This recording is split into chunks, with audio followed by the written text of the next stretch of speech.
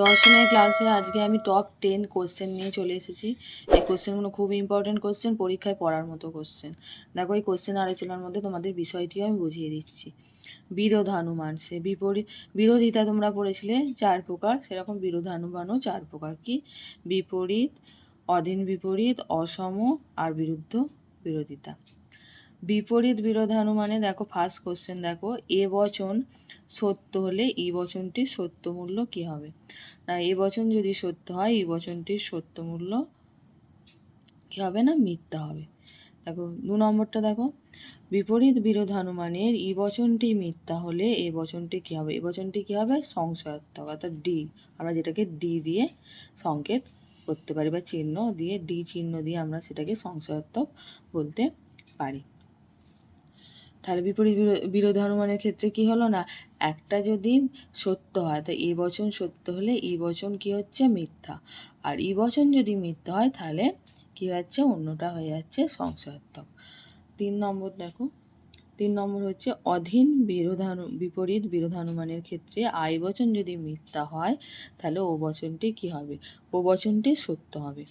তাহলে আই বচন মিথ্যা হলে ও বচনটি কী হচ্ছে? সত্য হচ্ছে। অধীন বিপরীত বিরোধানুমানে যদি আই বচন সত্য হলে ও বচনটি কী হচ্ছে?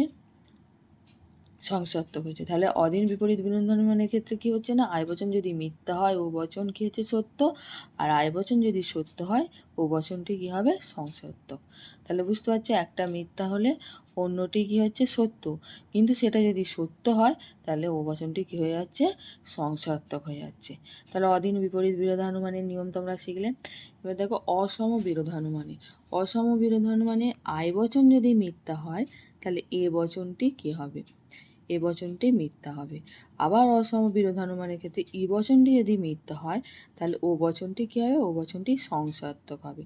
তাহলে বুঝতে পারলে যে তাহলে অসম বিরোধানুমানের নিয়ম কি?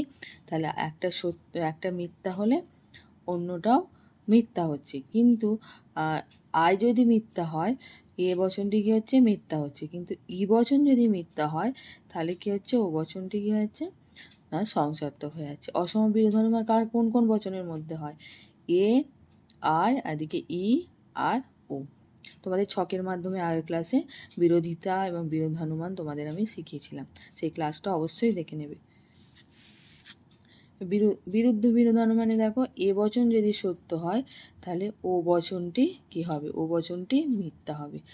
আবার যদি ই বচনটি মিথ্যা হলে আই বচনটি কী হবে? আই বচনটি সত্য হবে। তাহলে বিরুদ্ধ বিরোধানুমানের ক্ষেত্রে কী হবে? তাহলে একটা সত্য হলো অপরটা মিথ্যা, একটা মিথ্যা হলো অপরটা সত্য। দেখো, দুটো বচনের মাধ্যমে তোমাদের বিরোধানুমান শিখেছি। দেখো, সকল মানুষ হয় মরণশীল, এই বচনটি সত্য হলে ও বচনটি কী হবে? ও বচনটি মিথ্যা হবে। তোমরা কি করে সেটা বুঝতে পারবে? তাহলে সকল মানুষ হয় মরণশীল, এই বচনটি কী বচন আগে তোমাকে শিখতে হবে? এই বচনটি হচ্ছে এ বচন। তাহলে এ বচনটি যদি সত্য হয় ও বচন, তাহলে এর সাথে ও এর সম্পর্ক কোন বিরোধিতা?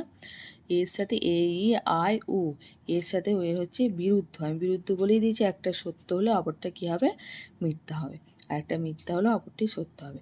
আবার দেখো আরেকটি বচন দেখো, কোনো কোনো মানুষ নয় স্নেহান্ধ, এটি মিথ্যা হলে এ বচনটি কী হবে? তাহলে এটা আগে ফার্স্ট জানতে হবে এটা আমাদের কি বচন? এটি হচ্ছে ও বচন। তাহলে ও বচনটি যদি মিথ্যা হয় তাহলে এ বচনটি কী হবে? তাহলে ও এর সাথে এ, ই, আই, উ, এর সাথে এরও কী হবে? কী সম্বন্ধ? না, বিরুদ্ধ বিরোধিতা সম্বন্ধ। তাহলে এটা কী হবে? সত্য হবে। ক্লাসটি অবশ্যই দেখে নিও এবং ক্লাসটি লাইক করতে কিছুতেই তোমরা ভুলে যেও না। আর একটা করে সাবস্ক্রাইব অবশ্যই করো। Thank you.